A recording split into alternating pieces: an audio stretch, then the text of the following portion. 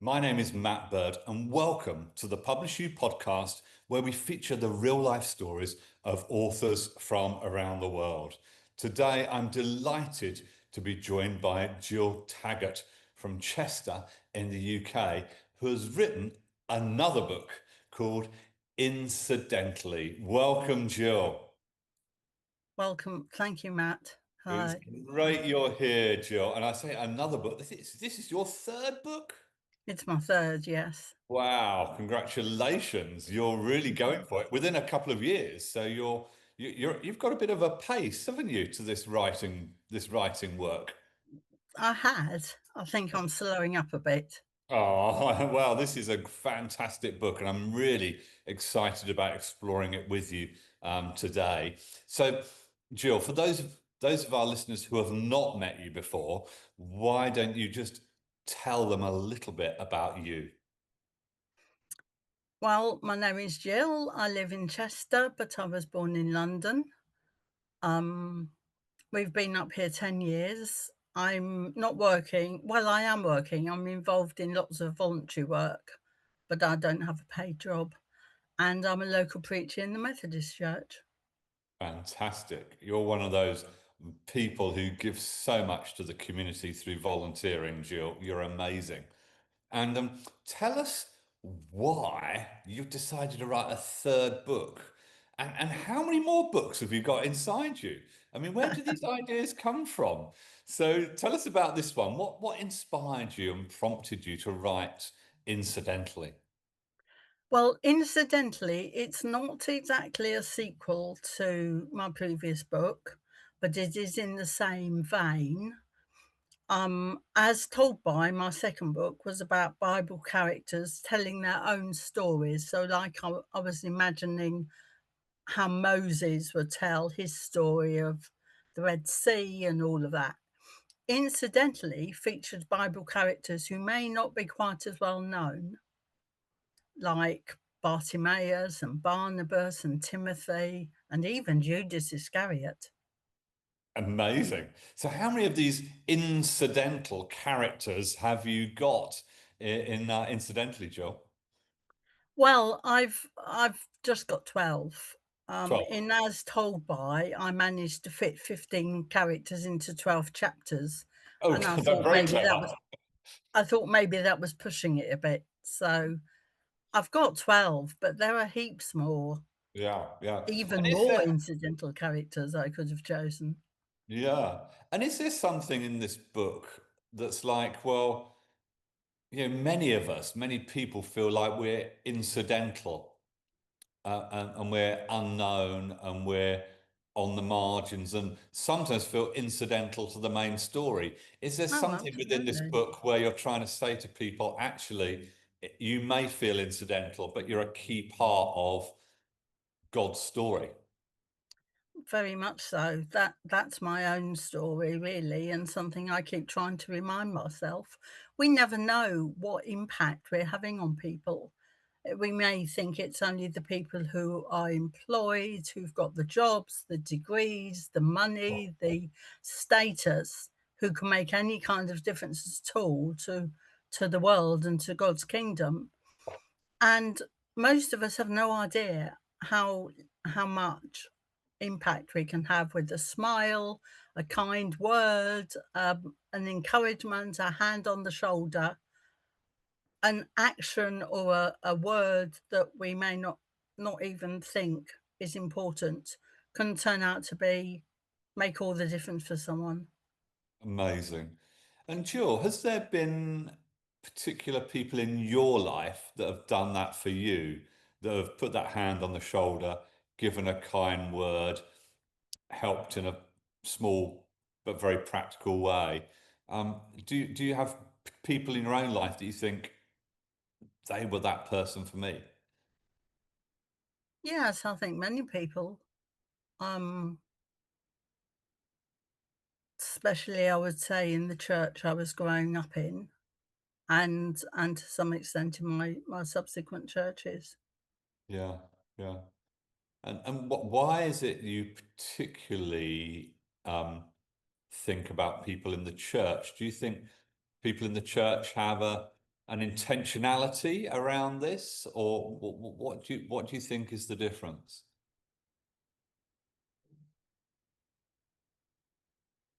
I think one of the things with the church is that it can seem as though it's the big ministries, that only the big ministries that are important, like vicar, minister, evangelist, um, and those sorts of things. And yet there are lots of people who do things behind the scenes. They may just turn up faithfully every week and make coffee and smile at you and pass you hymn books. They may sweep the floors and keep the place looking tidy. They may just quietly sit alongside you and give you a tissue if they sense you need one, or celebrate a small family joy with you, or something like that. And they are the people, and quite often they're the people who are deemed not to have any kind of ministry, Mm, mm. So, which I don't think is right. mm. There is a bit of a hero thing going on, isn't there, in some communities where it's the person up front, whatever that role might be, who's perceived to be the hero. Whereas actually, all of us, whatever we are, whoever we are in the community, we are all heroes or have the potential to be heroes by being this person that encourages, says the right thing, is there at the right moments, does the right thing, that just makes the difference in somebody's life. So, Yeah. Jill, could you tell us about one of the incidental Bible characters that you chose for one of the chapters of this book? Well, I've always liked Bartimaeus, who is a blind man who is healed by Jesus. He is introduced in a lot of Bibles. Of course, the chapter and the chapter headings came later, but he is often introduced as blind Bartimaeus, who is a beggar. So straight away, he's identified by his status, his disability, and his profession, if you like, which was begging and getting money from other people. And yet he was beautifully restored by Jesus. Mm. So, what did Jesus say or do for Bartimaeus when he met him? Well, he said to him, "What do you want me to do for you?" Mm. Now, we might think that's obvious, and Bartimaeus would say, "Oh, yes, I need my sight back." But getting his sight back would mean maybe getting a job for the first time in his life and not relying on the easy money from people. It could have meant him becoming a completely different person. Mm. Mm. Who So, knows where it would have taken him, he would have had to find his own way in the world. yeah. So, in a And sense, yet he wanted that, but he followed Jesus afterwards. He follows him along the road. his encounter with Jesus economically empowered him through the healing. He was able to start a business or go out and get a job or whatever it was, join the family business, Yeah, and actually yeah. play a fuller part in life. And I do believe that the crowd were restored in that story too, because if you look at it beforehand, they were saying, "Oh, be quiet, go away, sit down. Jesus doesn't want to bother with you." And Jesus didn't call Bartimaeus himself. He said to the crowd, "Call him." And they said, "Hey, get up. He's calling you. He wants to talk to you." Mm, So their attitudes changed completely because Jesus involved them in the miracle. yeah, amazing. So, Jill, what would you say to anybody listening today who feels like they are at best, a kind of a side character in the story of all that's happening in the world and around them? They feel on the margins of life and they feel that the big story is happening to someone else um, and not them. What would you say to them? God loves you. Going back to the theme of my first book, you can be the person that God made you to be. And you never know what impact you're having on somebody else. Mm. Um, Small actions can lead to big results. Yeah, beautiful, wonderful. And even if we never get those big results and we compare ourselves with others and think we're not as good as them, God sees and knows every one of us because He made us and He made us to be exactly who we are. So we're Beautiful. never a disappointment to Him. Oh, amazing. What a great encouragement to you if you needed to hear that today. Thank you so much, Jill. Now, when you came to write your third book, um, amazing, um, what was the biggest obstacle you felt you faced? Um, oh gosh, I don't know really. To some extent, time.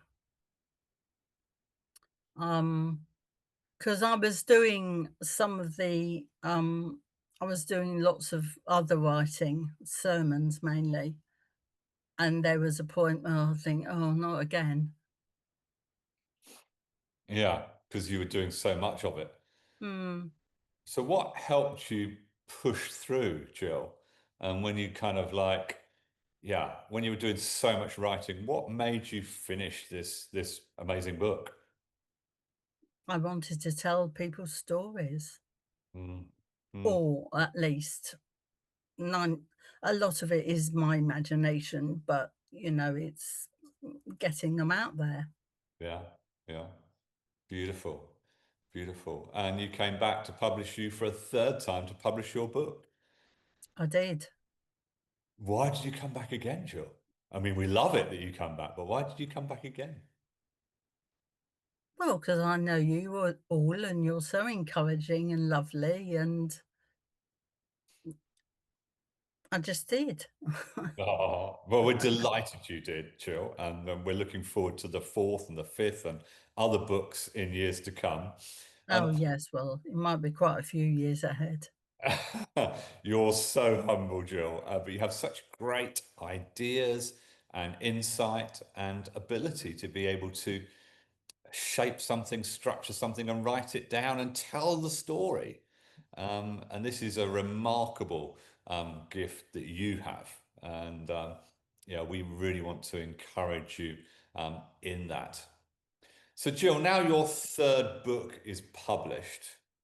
It's available worldwide, paperback, ebook, audiobook. How does that make you feel?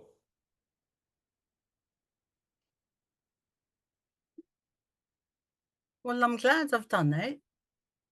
I'm glad Good. that I'm glad that people are reading them and finding them to be encouraging. Um, that's all I could hope for, really, I think. Mm, yeah. And so your stories, retelling of stories from the Bible, actually might help other people who also need a bit of encouragement. I hope so. Oh, well, that's fabulous. Well, thank you, Jill, for joining us today. And Thank you thank for you. having me. Uh, an absolute pleasure always. And thank you all for listening to this PublishU podcast featuring the real life stories of authors from around the world. If you're interested in becoming an author like Jill, or even a book series author like Jill, please visit our website, www.publish, the letter u.com, publishu.com. And if you enjoyed this broadcast, make sure you subscribe for more. Thank you all for listening, and goodbye for now. Thank you.